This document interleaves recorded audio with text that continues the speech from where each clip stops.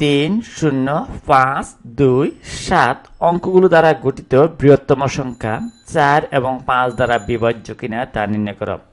আমাদের এই অঙ্কগুলো দ্বারা আমাদের সবচেয়ে বড় সংখ্যাটা আমাদেরকে তৈরি করতে বলেছে। এই সংখ্যাটা তৈরি করে আমরা কি করব, তারপর দেখব 4 এবং 5 দ্বারা বিভাজ্য কিনা। আমরা প্রথমে কি করব, বৃহত্তম সংখ্যা স্থানীয় মান, বৃহত্তম অঙ্কের স্থানীয় মান ক্ষুদ্রতম অঙ্কের স্থানীয় মান থেকে বড়। আমরা যদি এরকমও দেখি যে এই 7 থেকে কি বড়, 9 বড় বা 8 বড়, বা এটার থেকে 7 থেকে ছোট আমরা যদি 2 লিখি, 2 আরো ছোট, তাহলে বৃহত্তম অঙ্কের স্থানীয় মান বড়।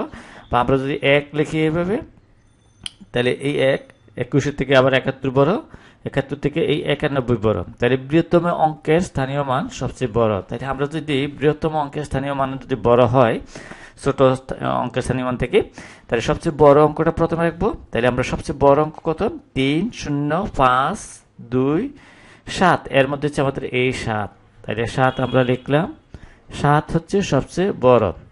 তারপরে আমরা লিখবো কত, এই 3, 0, 5, 2, এর মধ্যে বড় কোনটা, 5, এই 5 লিখলাম, তাহলে 5।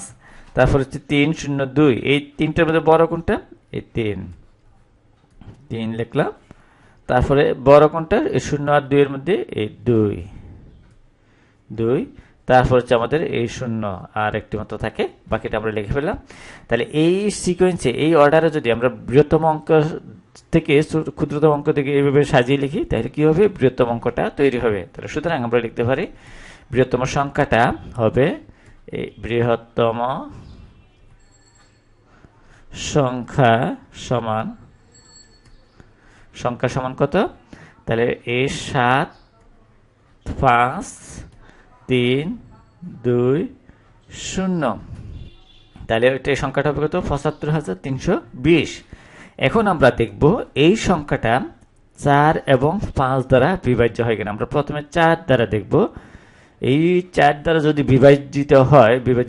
বিভাজ্য হইতে হয়, তাহলে আমাদের কি হতে হবে, এই একক এবং দশক স্থানীয় অঙ্ক, এটা হচ্ছে আমাদের এই দশক স্থানীয় অঙ্ক, আর এই একক, এটা হচ্ছে কি এই একক। তাহলে আমরা দেখব এই সংখ্যাটা 4 দ্বারা বিভাজ্য হয় কিনা। তাহলে 4 দ্বারা বিভাজ্য হইতে হইলে কি হইতে হবে, এই সংখ্যার এই এক দশস্থানীয় অঙ্কের পরে 2টি শূন্য থাকতে হবে, অথবা 4 দ্বারা বিভাজ্য হইতে হবে।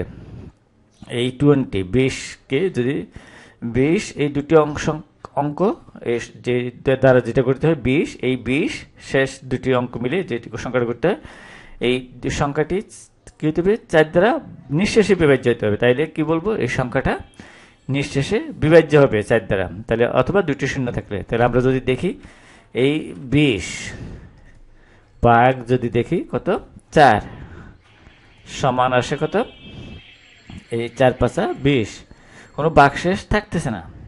তাহলে আমরা বলতে পারি এই সংখ্যাটা এই 75,320 4 দ্বারা বিভাজ্য। কেননা আমরা জানি যে, অথবা আমরা যদি 2টি শূন্য থাকতো, এই শেষে 2টি শূন্য বা 2 এর অধিক শূন্য থাকলে কোনো সংখ্যার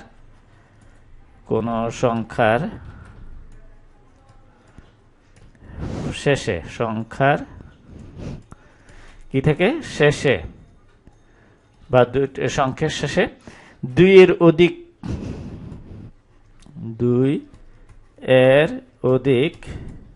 কি থাকে, শূন্য থাকে, অধিক যদি শূন্য থাকে,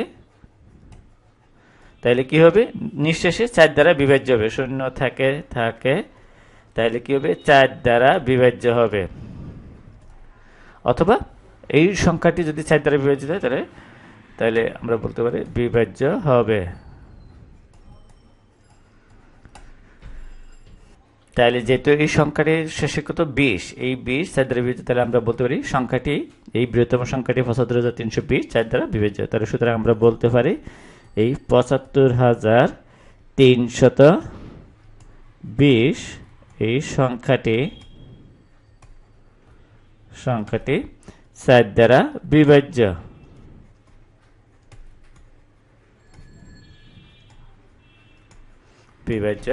তাহলে সুতরাং এবার দেখবো আমরা 5 দ্বারা বিভাজ্য কিনা। আমাদের এই 5 দ্বারা বিভাজ্য কিনা। তাহলে 5 দ্বারা যদি বিভাজিত হইতে হয় কোনো সংখ্যা, তাহলে এর একক স্থানীয় অঙ্ক কি হইতে হবে? 0 অথবা 5 থাকতে হবে। আমরা জানি 5 দ্বারা বিভাজ্য হইতে হইলে কি হয়, যে এই কোনো সংখ্যার, আমরা জানি কোনো সংখ্যার এই একক স্থানীয় অঙ্ক, একক স্থানীয় অঙ্ক কি হইতে হবে? অঙ্ক 0 অথবা 5 থাকতে হবে, অথবা 5 হলে 5 দ্বারা বিভাজ্য, 5 দ্বারা বিভাজ্য।